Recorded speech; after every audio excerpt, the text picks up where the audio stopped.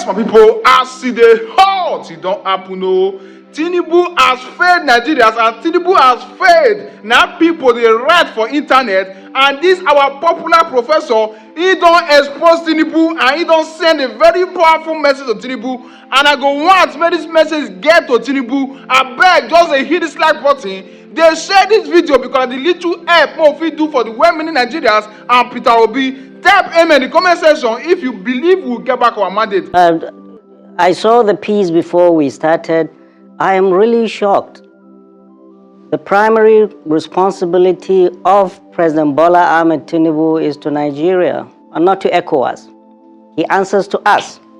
He's not even addressed Nigerians and justify what he's going to do.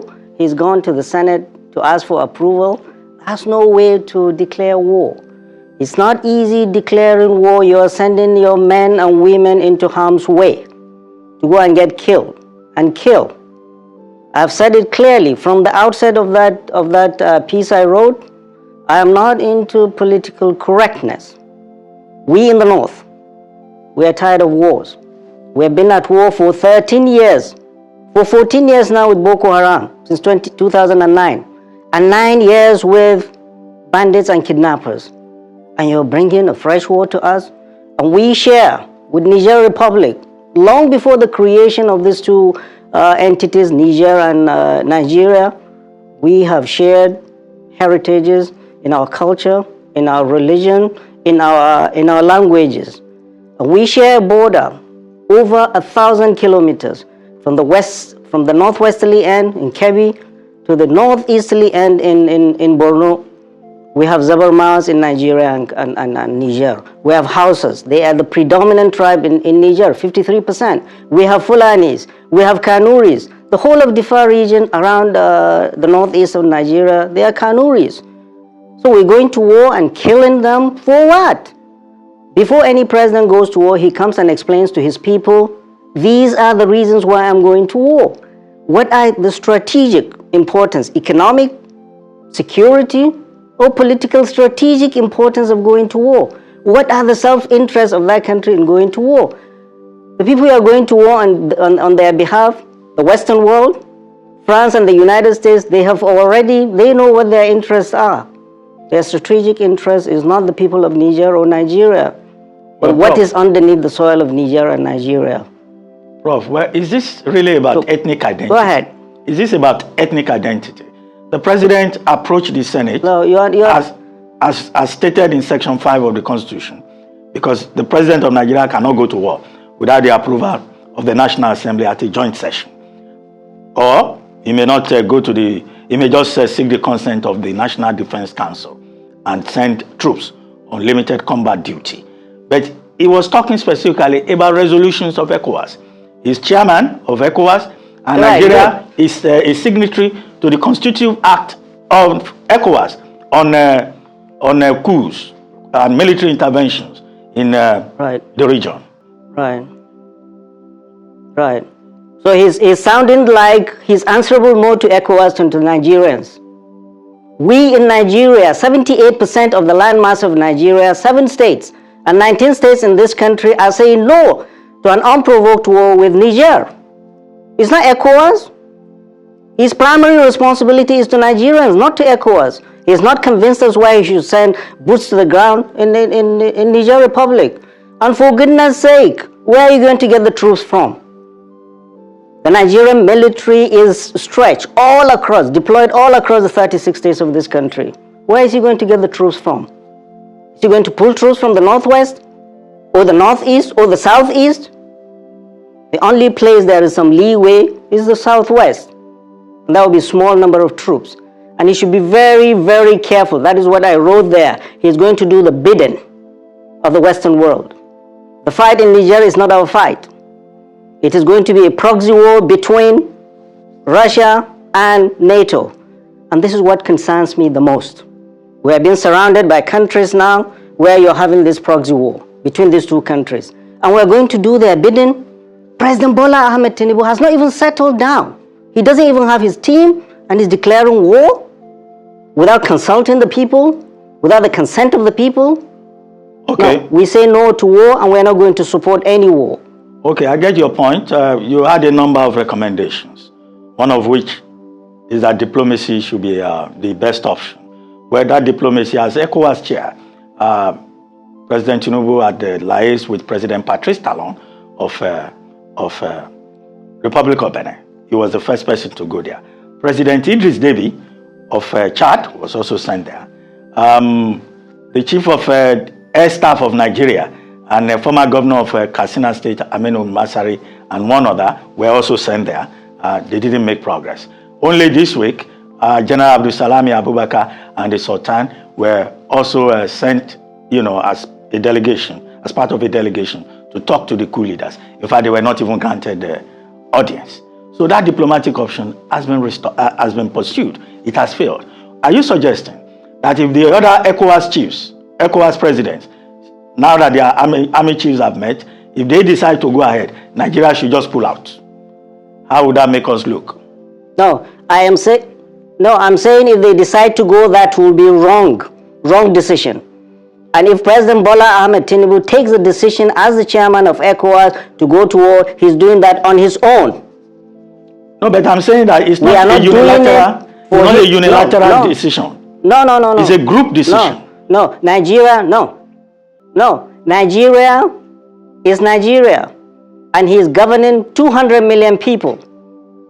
We have to give him approval to do that, even if he's the chairman of ECOWAS. The president of the Federal Republic of Nigeria is more relevant to us than being the chairman of ECOWAS.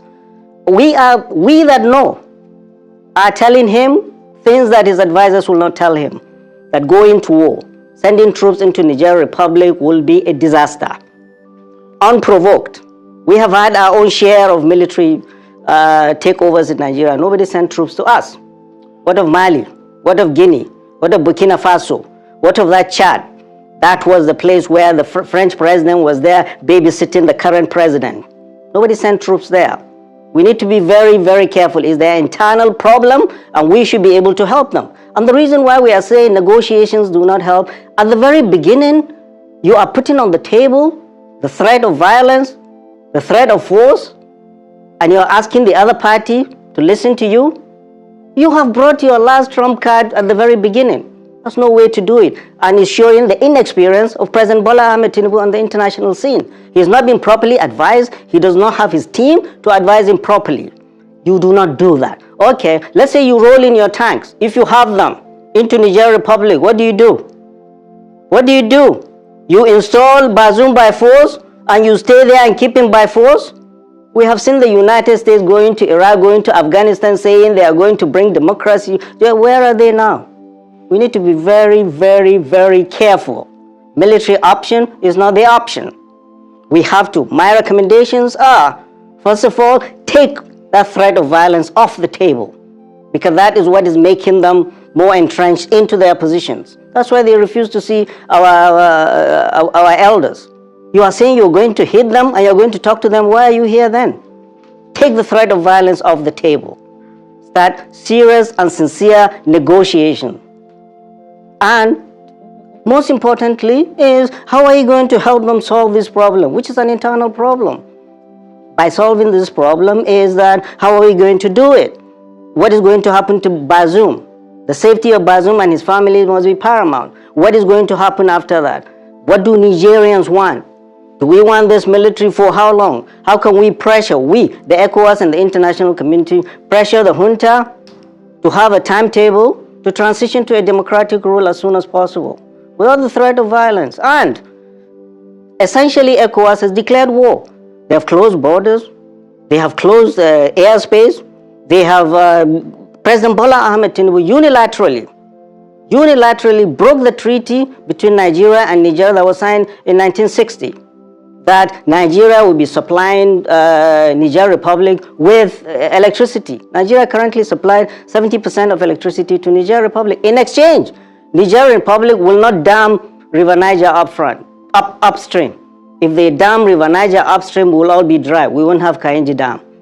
President Bola Ahmed Tinubu unilaterally, without reverting to the Congress, broke that treaty. Now the capital, Niamey, is in darkness. And you are saying we are going to this is a country that has 40% of its budget is foreign aid. Biden sanctions, you close their borders, no-fly zone, you close, you cut electricity. Well, what is at stake is more than just what we see. Well, we don't understand. The president needs to be properly briefed. And he isn't. He doesn't look like he is. Prof, well, except that in war, all is fair as in love. So if we cut off their electricity, it may not hurt us significantly. We get 85% of electricity supply in Nigeria from thermal stations. Igbi, Giregu, Afam, Omotosho, you know, all those stations are thermal stations. Kanji, Shiroro, and Jeba are the ones that depend on hydro. So even if they dam, you know, the river Niger, we'll still be fine, I guess, if we put our hearts together. But you were saying that President Tinubu wants to go to war so as to give his government legitimacy. What is the connection? Absolutely. Very important connections. So President Tinubu, Bola Ahmed Tinubu, his election is contested, is still in court. He has legitimacy issues nationally and internationally. And for him now, he's the ECOWAS chairman. Of course, it gives him that chair, but still, the elephant in the room is the election is still contested in court. Well, if he does that, now the Western world are calling him. The other day, they say the Vice President of the United States, Kamala Harris, called him to find out. Nigerians should ask, did Kamala Harris ever call when people are slaughtered anywhere in the north? Anywhere in the north? They care for us? Or Macron calls us, calls the president? They don't care for us? They don't care for Nigerians. They care for what is on the ground. And we need to be very, very careful. President Bola Ahmed Tinubu should be very careful and not drag Nigeria into this proxy war between NATO and the Soviet and Russia in Niger. And Wagner are coming to Niger, just like they are in Libya, in Sudan, in Mozambique, in Guinea, in Mali. And the moment they get into Niger, they are after resources.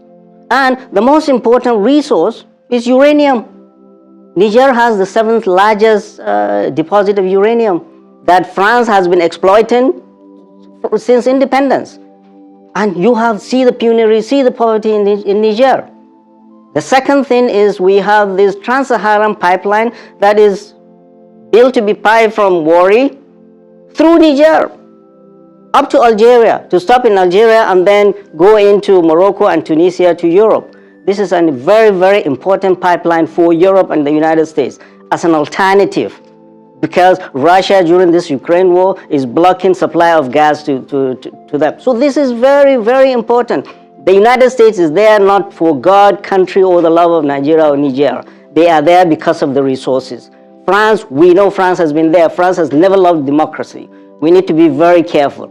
At a time, and I wrote it in that letter, in that piece, at a time when African Francophone countries like Burkina Faso, like Mali, they are severing their ties with France, our President Bola Ahmed Tinubu is being dragged into being their ally. Prof, they can never be good allies. Prof, today is the deadline that ECOWAS has given, and you are saying forget about military intervention. Would this not amount to a loss of face, not just for Nigeria, but for all the other countries, considering the fact that our Chief of Defense Staff, General Musa, is even the chair of the ECOWAS chiefs, defense chiefs? How do we live with that? What will look like an embarrassment, or if you like, disgrace? Because the coup leaders in Niger, they've been snubbing Nigeria routinely. No, Ruben, we have never had issues with Niger. During the Civil War, Niger was a very important ally. When Cote d'Ivoire and Gabon were against us, when France was against us, Niger has always been a steadfast ally of Nigeria. We've never had issues with them. We've never fought them. We go in there, we will see the father and mother of banditry and Boko Haram like we've never seen. Forget faces. It's not our ego or the face of the president or anybody. It's about Nigeria and about the lives we are going to commit to battle. This is the most important. This is not well thought through, this is misguided and will not be accepted by people, especially we here in the north that live in close proximity to this war. These are our flesh and blood. They are our people. They've done nothing to us. They are our allies. You go to Zamfara, you go to Katsina, you go to Niger, you go to Borno State. They have been helping villagers when bandits come. And over 300,000 of Nigerians are IDPs in Niger Republic from all of these conflicts. President Bola Ahmed Tinubu, instead of starting a fresh war, we want you to close these wars. Boko Haram, 14 years. Banditry, 9 years. We want you to give marching orders to the military. We want this Boko Haram and banditry to end and end now. It can be done. We don't want it to be a forever war. Our societies have been devastated. Economies devastated. Our schools, hospitals, infrastructures devastated. You are starting another war and you expect us to support you? Why?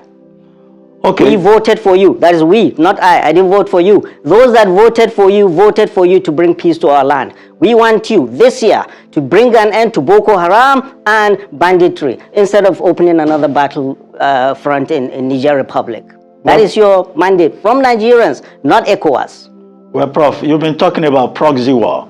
Russia and NATO, you kept mentioning them. Well, France is also at the center of this. France, Germany, the US, they have military bases in Niger. And some people have been saying, why did they fold their arms and allow the coup to take place? That's one question. But specifically the role of France. You said France doesn't like democracy. Well, there has been a rebellion against France in Niger and also in Mali. The coup leaders in Mali have just decided to cancel about 11 agreements that they signed with France in 1961, including France having control over their external reserves and also, having the first right of refusal over mineral resources in the country. Is this the beginning of the end for France in West Africa, or it may not go that far? We hope and pray it is. All these colonial powers should leave these colonies alone. Should get out of their colonies. They've been exploiting their resources. Look at all the Francophone countries. Very rich in natural resources. Nothing to show. What are they doing there? What have they benefited from their being there? And France is now coming to tell us, oh, it loves democracy. And the United States, that it has no business being around here, has bases with over 1,000, we have about 1,100 soldiers there with drone base. They are watching over all the Sahel. They are saying they are after terrorists and Islamists. And France has troops there. They moved their troops that were kicked out of Mali into Niger. We are in solidarity with our brothers and sisters in Niger Republic that no war should come to them. We will be the ones who are going to suffer in northern Nigeria, and we are not going to give any support to President Bola Ahmed Tinubu to commit our forces to this unguided and unjustified war. I cannot be any more clearer than this. Okay. Let me go back to the Constitution. What if President Tinubu, backed by Nigeria's National Defense Council, decides to go ahead?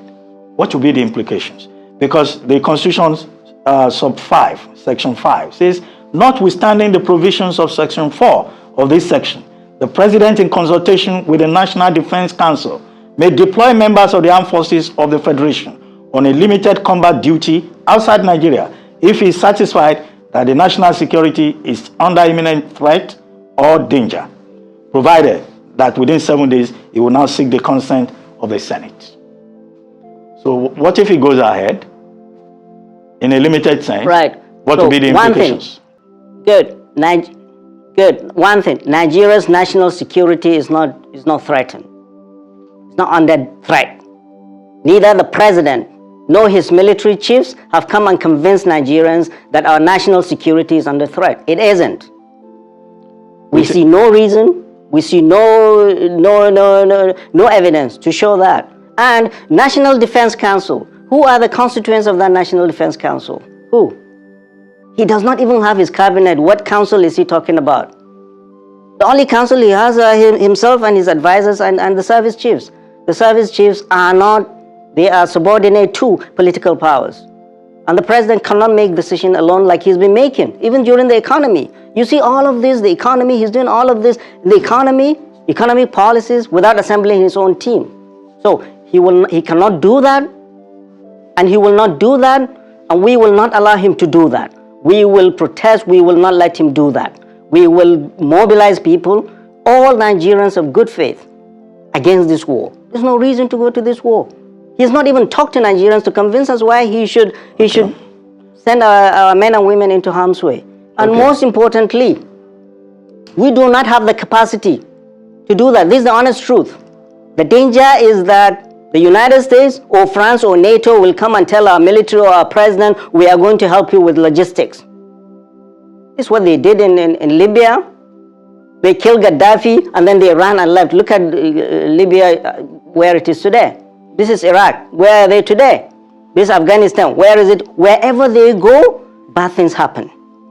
Okay. So, our president should not commit our military to this misguided war without talking to us Nigerians and convincing us.